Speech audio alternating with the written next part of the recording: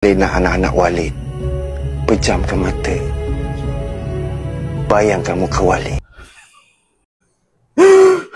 Kejut, Mat. Muka Walid yang keluar. Padahal nak imagine muka awet. Konten kali ni bukan aku nak ajak apa pun. Just aku nak sharing kat korang. Nak korang berfikir. Macam mana otak kita Allah Ta'ala jadikan kita boleh berimajinasi, berfantasi. Kita boleh bayangkan something. Walaupun dengan pejam mata. Gelap ni. Ataupun kita imagine muka orang yang dah meninggal. Macam aku imagine muka pak aku. Sebab kadang-kadang aku rindu. Kita imagine lah. Imagine muka orang yang korang sayang, tapi tak ada depan muka. Macam mana otak kita boleh keluarkan gambar tu? Untuk pengetahuan korang, untuk korang imagine something, ataupun korang berfantasi, ada dua bahagian dekat otak ni akan activated.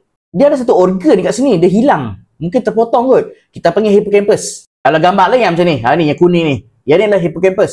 Hippocampus ni lah tersimpannya memori korang. Tak kisah anything, memori sama ada daripada visual. Contoh macam si Walid ni. Pernah tengok muka dia? Pernah dengar suara dia? Gatal si Walid ni. Apa dia? Orang kata macam gatal pelik. Okay, back to the topic. Pernah tengok Walid? Pernah dengar suara dia? Semua tu adalah memori. Memori yang akan tersimpan dekat hippocampus. Lepas tu, bahagian depan ni. Bahagian depan otak ni kita panggil prefrontal cortex. Function bahagian depan ni adalah untuk kita berfikir, decision making, plan, dan ada sedikit working memory dekat kawasan prefrontal area sini.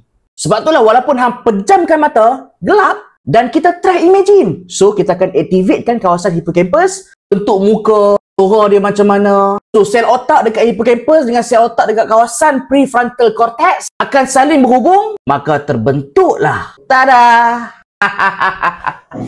Apatah lagi yang muka-muka gatal dia lagi. Lagi terpampang jelas lah muka dia dekat imajinasi kita.